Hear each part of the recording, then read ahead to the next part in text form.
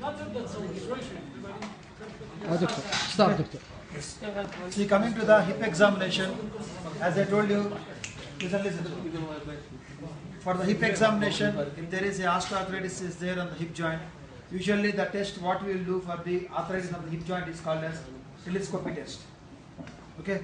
As you know, the telescopy test means patient will be in supine lying position. Okay. Always the format is the same. Ask the patient what is the name, age, sex, occupation, everything. What is the chief complaint of the patient, and what is the present history, the past history, medical history, on inspection, on examination. You have to do all the general assessment, then only you have to go for the special test last. It is not like whenever the patient comes first, do the special test. Okay. Special test you have to do after collecting all the data. Your inspection, palpation, sensory examination, motor examination. After doing all those things, then only you have to do your special test.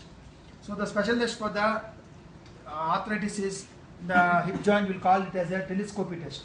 So patient will be in supine lying position. Okay. One hand at the lower end and the other hand at the upper end. Okay. First lift the leg up. Okay, and apply downward pressure. Not any pain. Apply just downward pressure. Means what here we are doing is we are increasing the pressure between the joint surfaces. If there is no arthritis, patient will tell no pain. If it is arthritis is there, when you do and apply pressure, the patient will tell doctor pain. Then go for abduction, pressure. Rotate, pressure. See, it is like telescope. You know telescope. So we will take that and we will rotate it. The same way what here we are doing it, we lift the leg up and in all the directions. You take the leg and apply.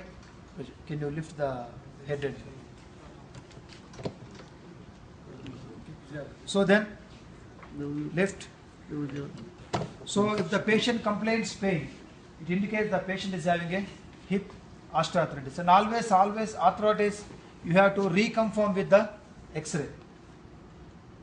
If you are suspecting arthritis, ask the patient to go for X-ray and correlate your special test and the clinical features with the X-ray findings. Okay.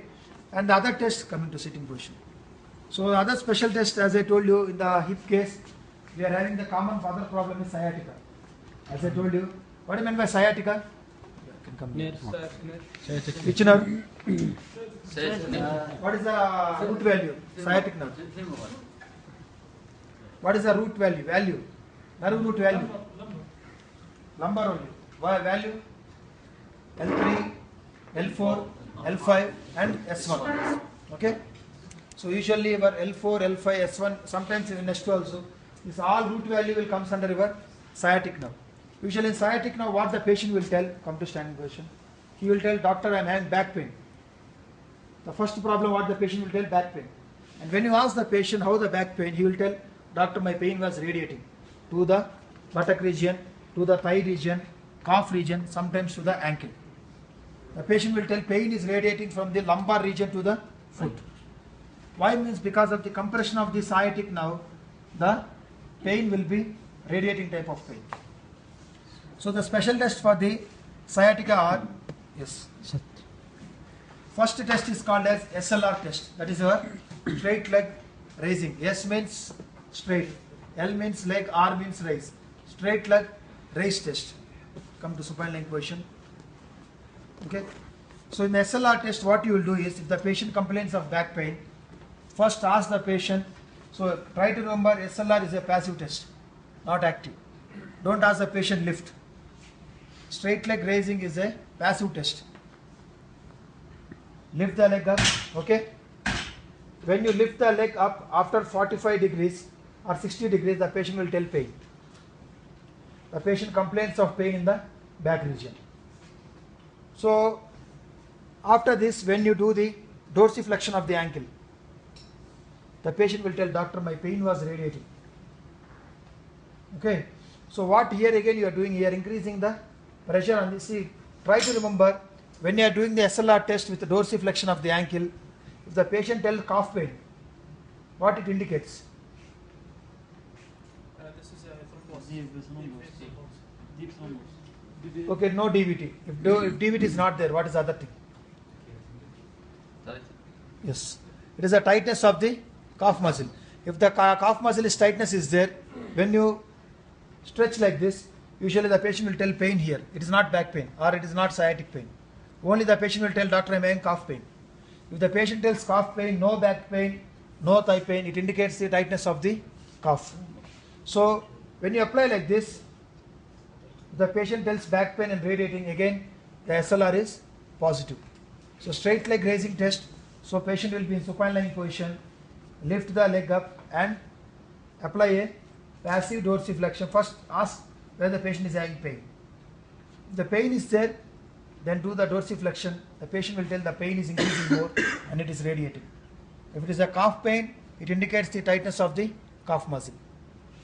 So this is the straight leg raise test. The other test is called as, come to sitting position. Okay, so the other test, it is nerve root test. In this, what we will do, patient will be in sitting position. Okay, ask the patient actively extend the knee and ask any pain. First only extend the knee, ask any pain, keep it in that.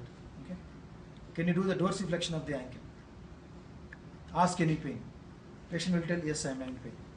Then do that again. The last thing is apply, ask the patient to do neck flexion and apply some mild pressure. Again the patient will tell pain. So what is happening here? Three components are there. Try to remember: sitting position, knee extension pain, ankle dorsiflexion pain.